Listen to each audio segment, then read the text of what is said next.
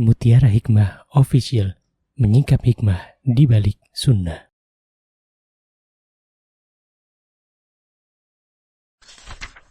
Salurkan donasi terbaik Anda untuk mendukung dakwah Mutiara Hikmah Official. Umroh akhir tahun plus Daurah Parenting Islami bersama Ustadz Hanan Yasir MA, Ustazah Imro'atul Azizah, 2 kali sholat Jumat. Kelas Daurah Parenting setiap hari. Konsultasikan dan daftarkan diri Anda sekarang juga. Mari kita ikut serta dalam pembebasan tanah wakaf untuk pembangunan Masjid Mutiara Hikmah. Bagi Anda yang ingin menyalurkan donasi, bisa melalui rekening Bank BSI di nomor rekening 2200220245 atas nama Masjid Mutiara Hikmah.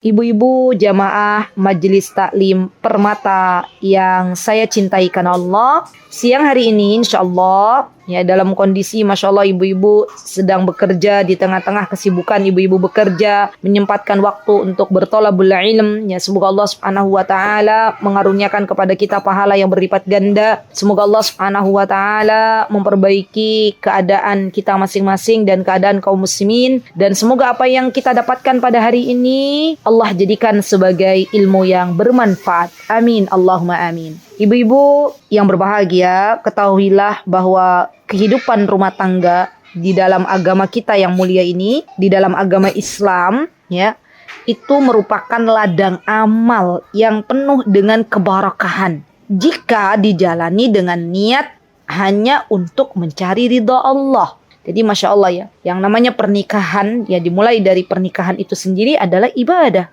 di sisi Allah Subhanahu wa ta'ala. Belum lagi ketika seorang istri diuji oleh Allah Subhanahu wa ta'ala, mendapatkan suami yang kondisinya tidak sesuai dengan harapan, Masya Allah, maka ketahuilah bahwa di situ Allah Azza wa Jalla sedang menginginkan kita untuk bersabar, dan sabarnya kita dihitung sebagai ibadah di sisi Allah Subhanahu wa ta'ala. Jadi terkadang ya ibu-ibu, terkadang nih dalam kehidupan dunia yang fana ini, yang sebentar ini, tidak semua harapan kita, tidak semua doa-doa kita dikabulkan oleh Allah Subhanahu wa ta'ala. Terkadang Allah memberikan kepada kita masalah-masalah yang pelik, masalah-masalah yang menurut kita itu berat, tapi ternyata Allah Azza wa Jalla menginginkan kita untuk kuat. Ya, terkadang seorang istri dia menginginkan suaminya yang sesuai dengan harapan, ya, yang salih, yang mau sholat di masjid, yang tidak minum minuman keras, yang sayang kepadanya, yang setia, yang tidak menduakannya, yang tidak berselingkuh dan lain sebagainya.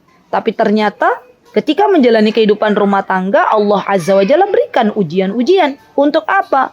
Untuk menguatkan lagi kehidupan rumah tangga, untuk diangkat derajatnya oleh Allah Subhanahu wa ta'ala. Seorang istri ini dengan sabarnya Allah angkat ke derajat surga yang paling tinggi. Masya Allah. Bu, ingat ya, Asia istrinya Fir'aun, beliau Masya Allah di dalam kehidupannya disandingkan oleh Allah Subhanahu wa ta'ala dengan suami yang mengaku-ngaku dirinya Tuhan, padahal Asianya beriman. Ya, apa yang dilakukan oleh Asia? Apakah kemudian Asia akhirnya memutuskan untuk berpisah dengan Fir'aun? Ternyata dalam sejarah disebutkan Asia bersabar. Asia tetap beriman kepada Allah Subhanahu wa ta'ala sampai Allah Azza wa Jalla memutuskan sebuah keputusan, Fir'aun tenggelam. Ya, Masya Allah. Kita tahu bahwa Asia ini menyibukkan dirinya dengan beribadah kepada Allah Subhanahu wa ta'ala dan meminta dibangunkan oleh Allah Subhanahu wa ta'ala rumah di surganya.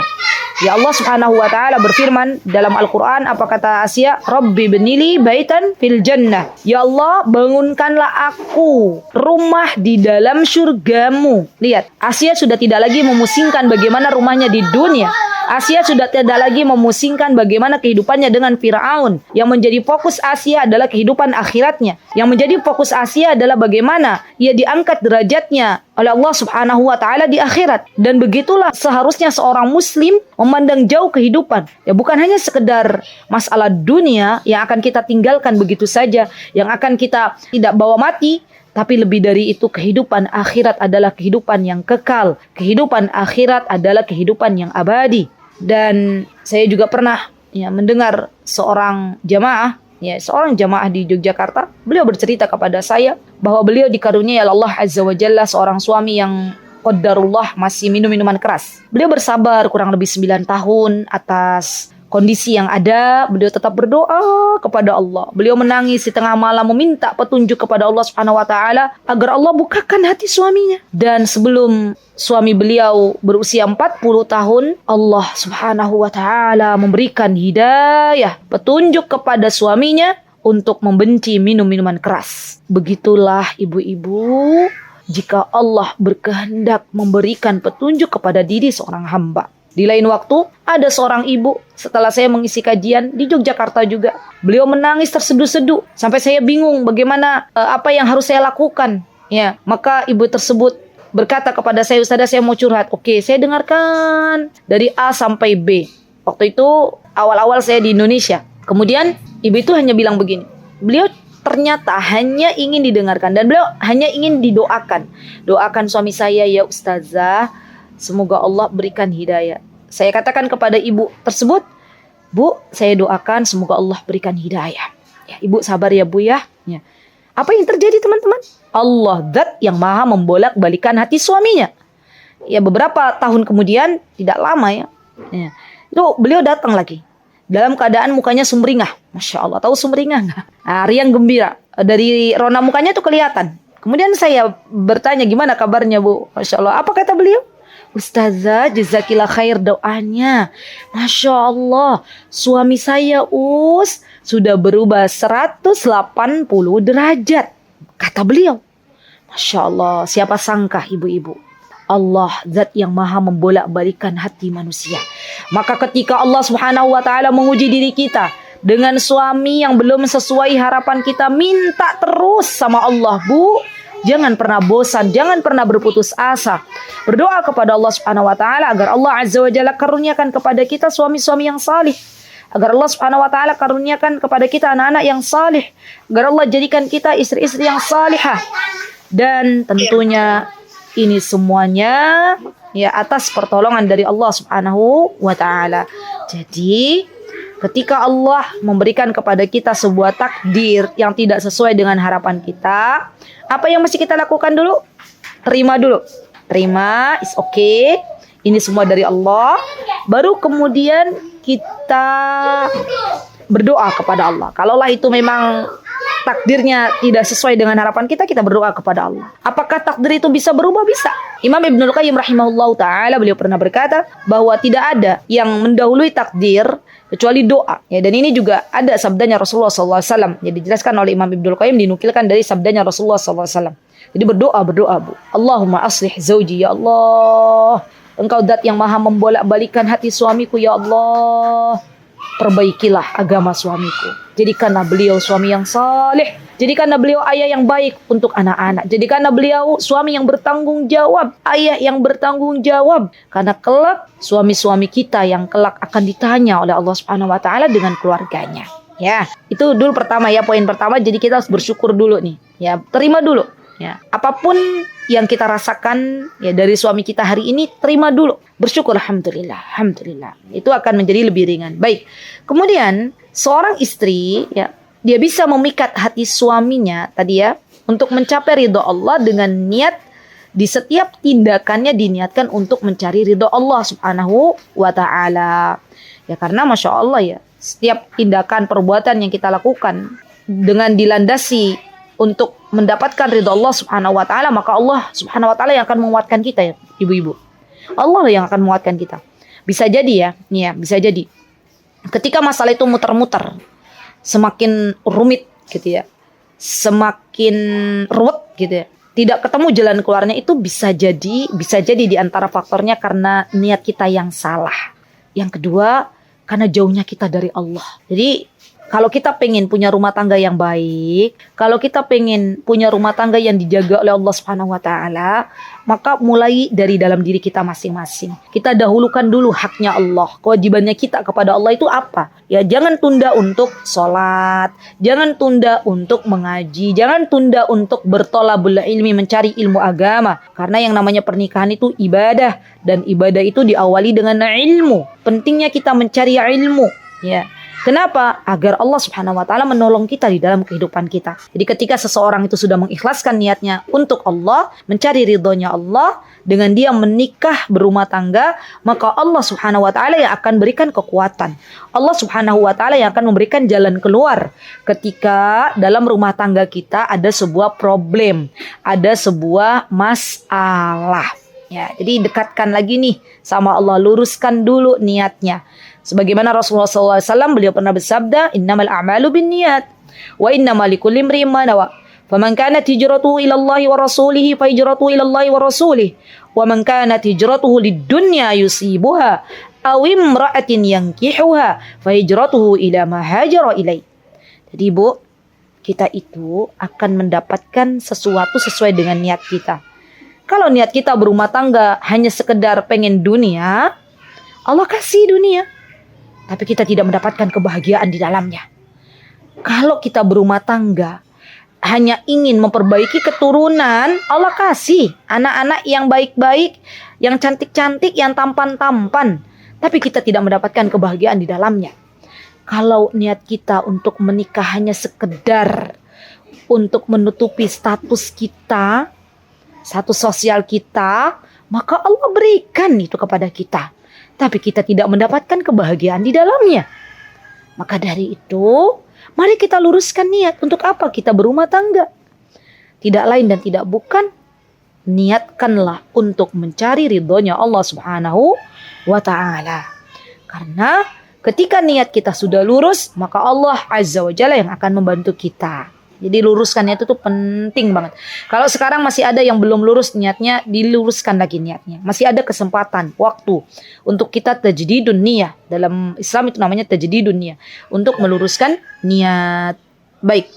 Kemudian yang kedua, ibu-ibu, agar bisa memikat hati suami, diantaranya adalah jadilah istri yang salihah.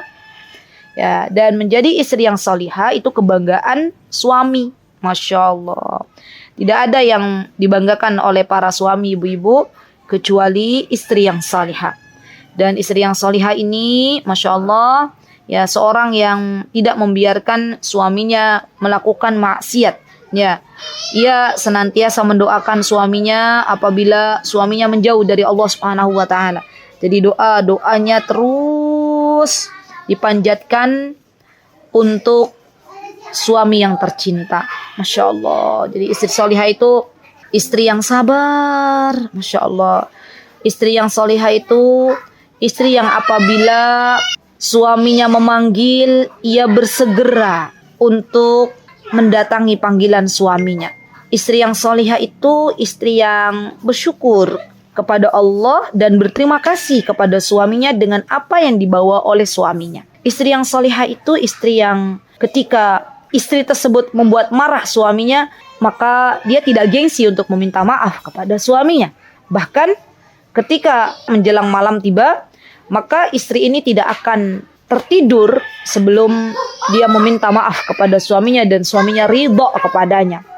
Dan ketahuilah wahai saudariku, bahwa apabila kita tertidur dalam kondisi suami kita ridho, dan Allah Subhanahu wa ta'ala tidak menghidupkan kita kembali, Allah Subhanahu wa ta'ala mewafatkan kita dalam kondisi kita sedang tidur, maka ketahuilah Allah Subhanahu wa ta'ala akan memberikan kepada kita surganya, dan kita bisa memasuki dari pintu surga manapun yang kita kehendaki. Jadi jangan lupa, kalau mau tidur nih, istri yang solihah itu ya akhwat, ya, dia akan melihat kondisi suaminya, ya, apakah suaminya ridho atau tidak. Jikalau suaminya belum ridho, maka dia akan mengatakan, dia pegang tangan suaminya dan dia mengatakan kepada suaminya, wahai suamiku, cintaku, belahan jiwaku, ya, saya minta maaf kalau hari ini mengecewakanmu. Doakan saya ya, semoga Allah jadikan saya istri yang salihah. Laki-laki tuh Bu, laki-laki kalau mendengar suara lembut istrinya, ya, permintaan maaf dari istrinya, maka laki-laki ini akan memaafkan, ya.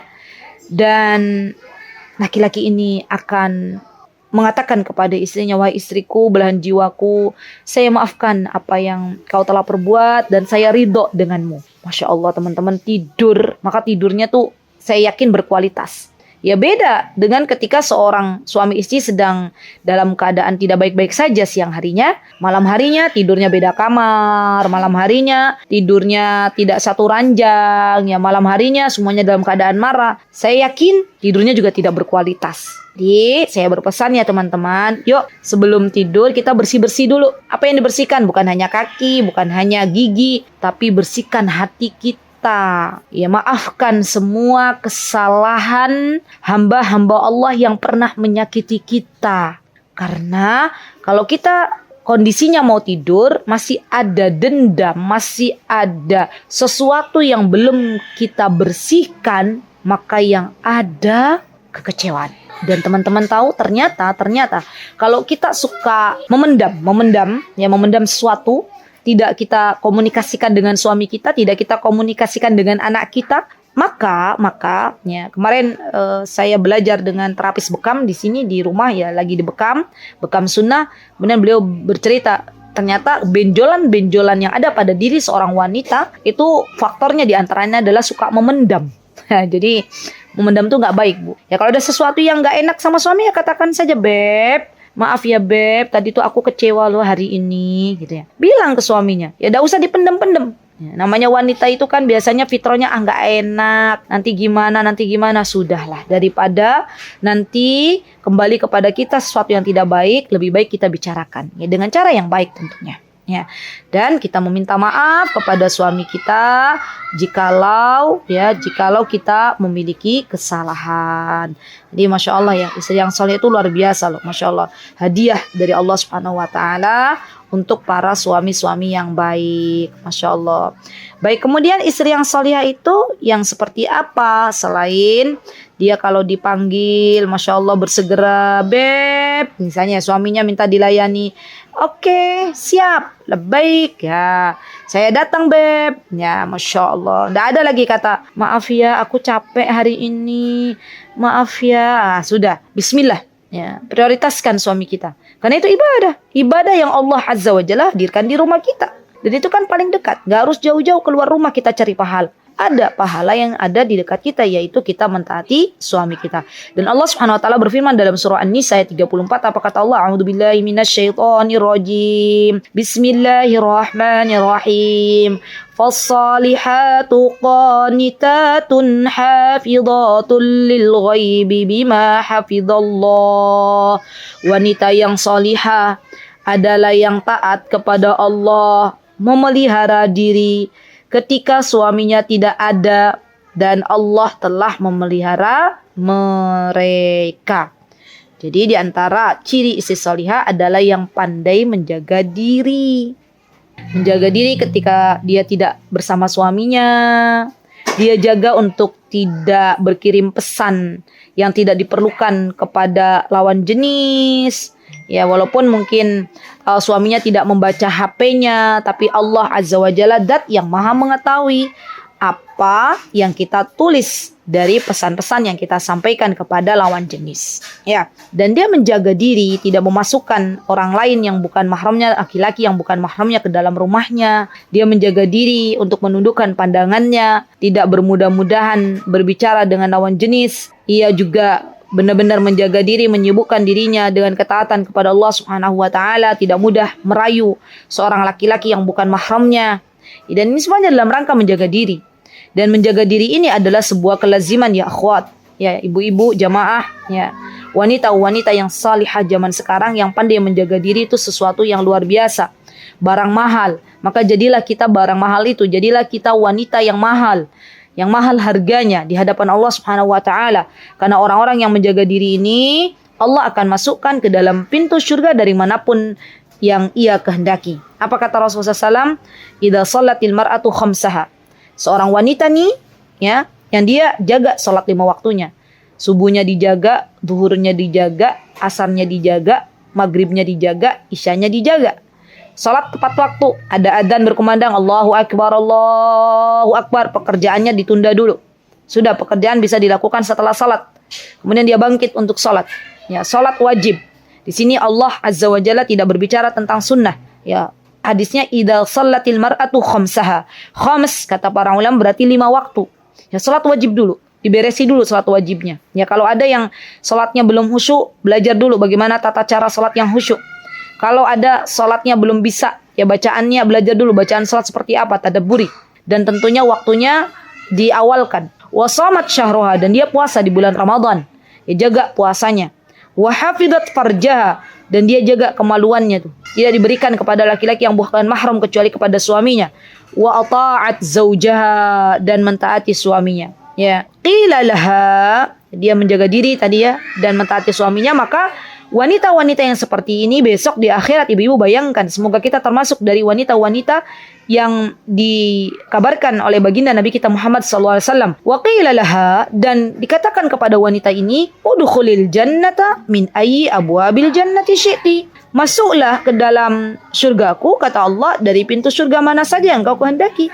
Maka beruntunglah seorang wanita ya dengan janji yang mulia ini, keutamaan yang sempurna dan kebaikan yang telah Allah janjikan untuknya. 4 amalan yang kita bisa hitung dengan jari jemari kita, ya, dengan 1 jari, tidak 2 jari, kan 4 saja ya. Dan ketika kita menjaganya, maka kita akan dimasukkan oleh Allah Subhanahu wa taala ke dalam surganya Allah dari pintu mana saja yang kita inginkan. Masalahnya ibu-ibu, banyak sekarang itu wanita-wanita yang mengaku dirinya baik ya, tapi ternyata naudzubillah summa naudzubillah masih merebut suami orang, masih berselingkuh dengan orang lain. Nah, ini PR ini. Ya. Jadi banyak tuh zaman sekarang rumah tangga yang kandas di tengah jalan karena ada pihak ketiga. Ya, baik itu ada suaminya selingkuh ataupun istrinya selingkuh. Ya, banyak zaman sekarang itu perselingkuhan itu, masya Allah, seperti sudah menyebar di mana-mana. Maka tidak ada obat bagi penyakit ini kecuali semuanya kembali kepada Allah Subhanahu wa taala. Merasa diawasi oleh Allah Subhanahu wa taala. Allah tuh tahu kalau kita keluar bukan dengan suami kita, Allah tahu. Allah tuh tahu kalau suami kita keluar bukan dengan istri yang sahnya itu, Allah tahu. Dan takutlah kepada Allah kalau kita sedang waliyadzubillah summa waliyadzubillah sedang selingkuh ataupun suami sedang selingkuh, tiba-tiba malaikat pencabut nyawa datang.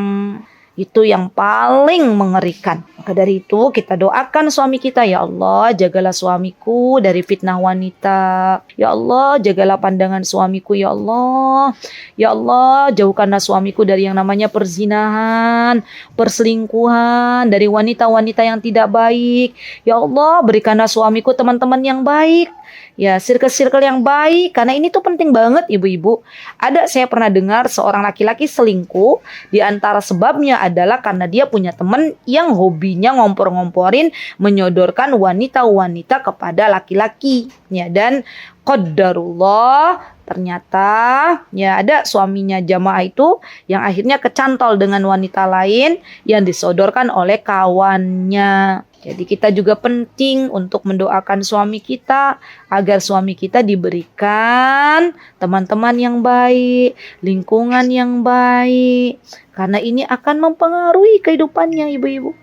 Ya, coba kalau suami kita nih punya teman-temannya yang suka ngaji, kan yang akan dilakukan oleh teman-temannya kan ngajak ngaji, ya kan? Tapi kalau naudzubillah ya punya teman-teman, suami kita punya teman-teman yang suka ngedugem, sukanya datang ke tempat hiburan malam, kan diajaknya kemana? Ke tempat hiburan malam. Ya. Dan ini merupakan ujian tersendiri bagi suami kita. Ya, jadi penting bagi kita untuk mendoakan, minimal kita sebagai istri kita doakan dulu agar suami kita diberikan teman-teman yang baik, lingkungan yang baik yang Allah Azza wa Jalla ridhoi. Baik. Nah, ya berbicara masalah selingkuh ini ya akhwat ya. Nanti insyaallah kita akan membahas satu sesi kajian ya. Karena miris bukan hanya di Jakarta ya, di Yogyakarta, di tempat-tempat yang kami diberikan kesempatan untuk mengisi secara offline juga. Masya Allah banyak sekali kejadian-kejadian seperti ini ya.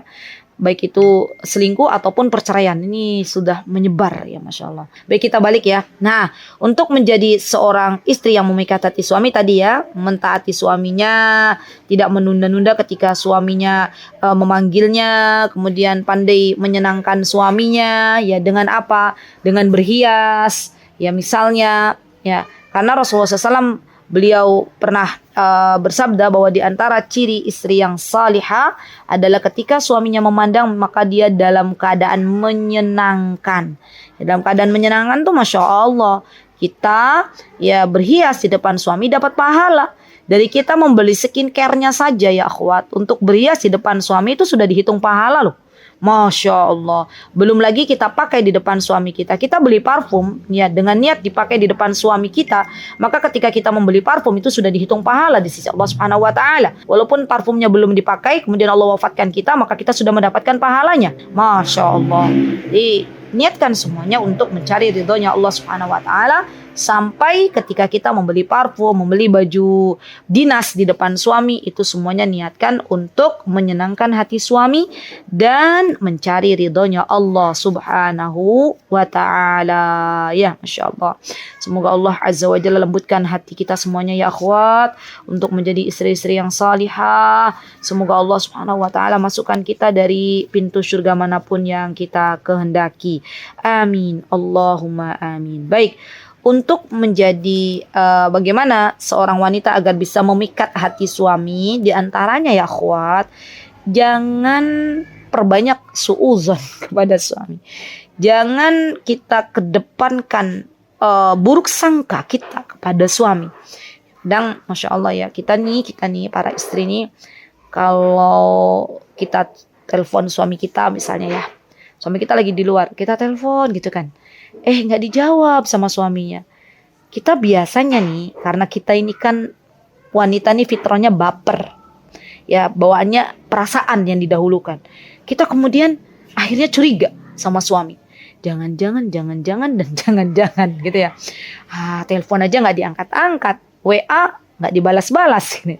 Terus suaminya pulang dalam keadaan capek ya, habis mencari nafkah, langsung kita berondong dengan banyak pertanyaan gitu, dari mana, di mana, kenapa HP-nya tidak diangkat, kenapa pesan saya tidak dibalas gitu. Masya Allah. Suaminya dengan ringannya bilang, maaf ya beb gitu ya, tadi lupa kalau HP-nya di silent. Masya Allah, kita ngelus dada ya. Jadi kedepankan husnudzon, berbaik sangka kepada suami. Dan ini belajar ya akhwat, belajar. Wanita itu kadang Masya Allah khawatirnya tuh berlebihan ya, kecemasan tuh berlebihan. Saking sayangnya kepada suami, takut ada apa-apa di jalan gitu ya. Jadi kita tenangkan hati kita. Kita kedepankan baik sangka. Ya Allah ya, teleponku kok nggak diangkat, WA aku kok nggak dibalas. Ya Allah, mungkin beliau sibuk, mungkin beliau sedang nyetir, mungkin beliau tidak melihat HP, mungkin HP-nya di silent. Ya sudah, kita berikan uzur macam-macam ya. Dan memang tipe saya juga pernah saya telepon suami gitu ya, kok nggak diangkat-angkat. Ya sudah, saya bersabar. Kemudian suami sudah sampai di rumah, mau tidur tuh saya tanya, beb, kok kenapa HP-nya nggak diangkat? Padahal udah nih, lihat nih panggilan udah banyak gitu. Kok nggak diangkat? Oh maaf ya istriku, tadi tuh lagi ngobrol gitu katanya. Habis ngisi pengajian, ya kan biasanya beliau kalau mengisi pengajian ba'da maghrib saja. Waktu itu ada ba'da isya di tempatnya Pak Dokter itu. Terus sudah pukul 9:30 kok belum pulang-pulang gitu. Makanya saya coba telepon ya. Kemarin lagi marak-maraknya di Jogja belum ditutup outlet-outlet minuman keras itu ya, kejadiannya peristiwa itu ya. Maka kan banyak tuh kejadian-kejadian di mana ada, kalau di Jogja nih ada kelitih. Jadi kelitih itu ada anak-anak ya usia muda lah, dia karena butuh uang untuk beli minuman keras, akhirnya merampok lah, macam-macam dilakukan di jalan. Dan saya coba telepon suami saya, kok nggak diangkat-angkat, padahal waktu sudah menunjukkan pukul 9:30 ya. Sudah, saya sabar menunggu beliau sampai kita sudah siap untuk tidur, itu baru saya tanya gitu ya. Tadi tuh kenapa kok nggak diangkat-angkat? Baru beliau bilang, oh tadi lagi ngobrol sama panitia kajian, nggak enak kalau ngangkat. Nanti tadinya kalau udah selesai ngobrolnya baru nanti saya telepon balik. Qadarullah lupa, kata beliau gitu. Dengan ringannya tuh laki-laki berkata begitu kepada para istri. Ya saya bilang ya sudahlah, udah kejadian. Yo wis, sudahlah, nggak apa-apa.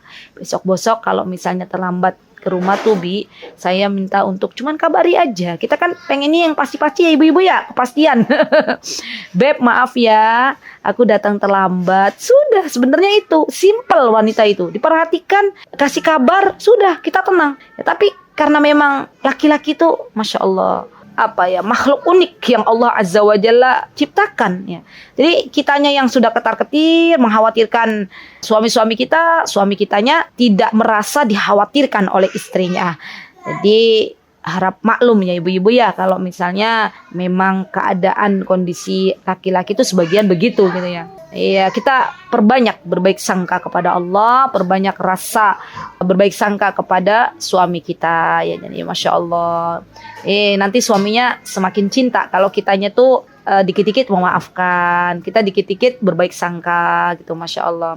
Yang ada kalau misalnya istrinya ego, yang menaikkan egonya, dia nggak mau meminta maaf, dia kekeh ya, kenapa kok suamiku begini, kenapa suamiku begini. Yang ada nanti malah berantakan rumah tangganya, semuanya keras suaranya dan ya tidak ada yang saling mengalah. Jadi Masya Allah ya teman-teman, mengedepankan berbaik sangka itu adalah sebuah ibadah, ya ibadah hati. Husnudzan itu ibadah. Jadi ketika kita berbaik sangka, baik itu kepada Allah maupun kepada sesama hamba Allah, itu ternyata ibadah loh. Ibadah yang masuk dalam kategori ibadah hati ya. Dan orang yang suka berbaik sangka itu insya Allah hidupnya sehat ya. Kenapa? Karena tidak banyak pikiran ya, tidak banyak pikiran-pikiran negatif. Dia selalu berpositif thinking saja. Masya Allah, Masya Allah. Dan kita berdoa kepada Allah Subhanahu Wa Taala, semoga Allah Subhanahu Wa Taala menjadikan kita istri-istri yang senantiasa berbaik sangka kepada pasangan kita ya. Dan itu suatu hal yang memang kita harus belajar. Baik. Kemudian menjadi istri yang memikat hati suami untuk mendapatkan ridho Allah Subhanahu wa Ta'ala. Di antaranya ya akhwat ya, setelah kita menjaga penampilan, mendoakan ya. Kemudian kita tadi paketannya ya, paketan mengedepankan berbaik sangka, juga membangun kepercayaan. Jadi kita katakan kepada suami kita, teman-teman, bilang begini, Beb, kan kalau suaminya mau keluar kan biasanya kan izin ya, atau kita mau keluar kan kita izin. Saya lepaskan dirimu keluar rumah, saya titipkan engkau kepada Allah.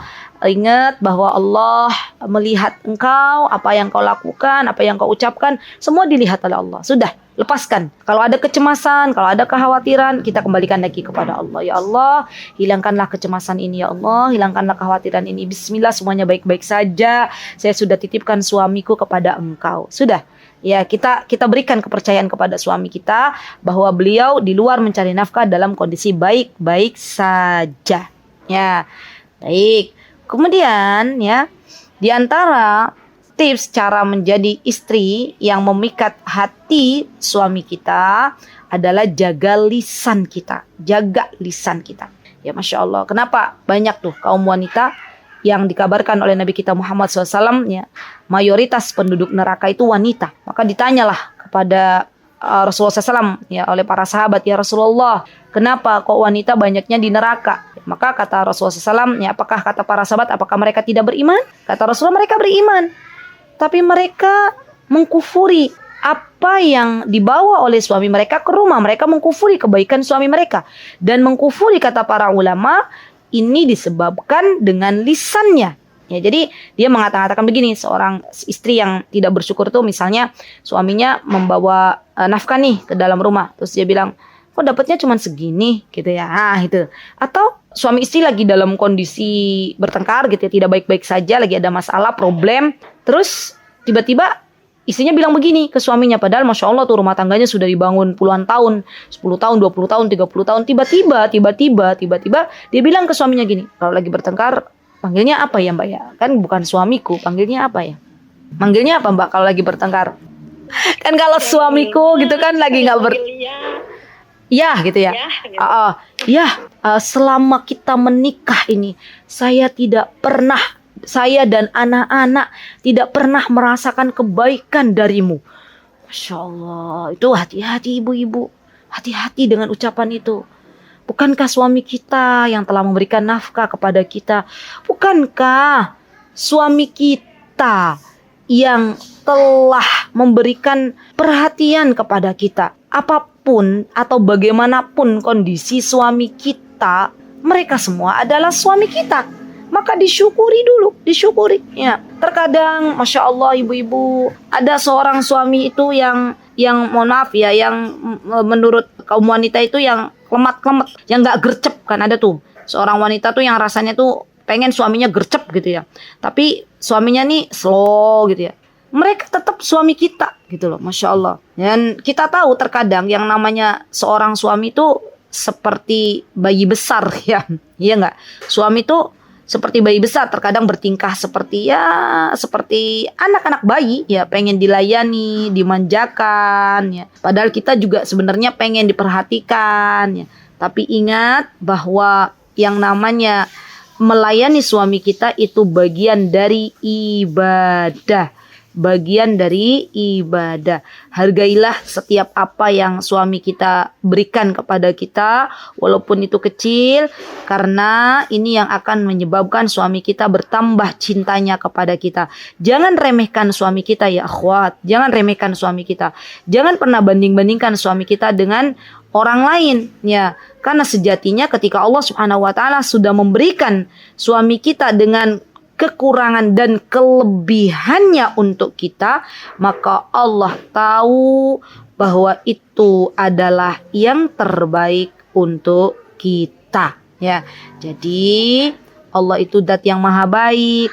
Allah tahu kalau kita ini mampu untuk bisa bersabar atas tingkah pola misalnya ya, tingkah pola suami yang tidak menyenangkan.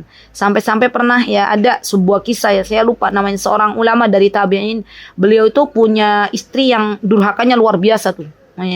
Maka beliau bersabar itu sampai teman-teman beliau tuh bertanya kepada beliau, "Wahai Syekh, ya kenapa engkau tuh tidak menceraikan istrimu? Istrimu tuh durhaka banget loh ke kamu, gini ya." Apa kata Syekhnya? Beliau mengatakan, "Saya itu mikir-mikir kalau mau menceraikan istri saya." Ya. Kenapa? Kata beliau, ya perkataannya, karena nanti kalau saya ceraikan istri saya, siapa laki-laki yang mau menerimanya dengan akhlaknya yang tidak baik? Kemudian beliau berkata, ketika saya sabar dengan istri saya yang seperti ini, semoga ini menjadikan Allah ridho kepada saya dan Allah angkat derajat saya di surganya. Masya Allah. Jadi Masya Allah ya teman-teman. Yang namanya sabar itu adalah ibadah yang terus kita lakukan sampai Allah wafatkan kita. Begitu Mbak, insya Allah ya, sedikit-sedikit saja. Yang penting diamalkan, dan yang paling terberat itu sabar. Semoga Allah Subhanahu wa taala memberikan kepada kita kesabaran, dan semoga Allah mensolihkan para suami kita. Itu saja ibu-ibu ya, insyaallah nanti kita belajar kembali. Barakallahu fikunna jami'an. Jikalau ada kebenaran tentunya datang dari Allah Subhanahu wa taala. Jikalau ada kesalahan datang dari saya pribadi, saya memohon maaf yang sebesar-besarnya. Aqulu qauli hadza wastaghfirullah li wa lakum wa akhiru da'wana alhamdulillahirabbil alamin. Assalamualaikum warahmatullahi wabarakatuh. Mutiara Hikmah Official, menyingkap hikmah di balik sunnah.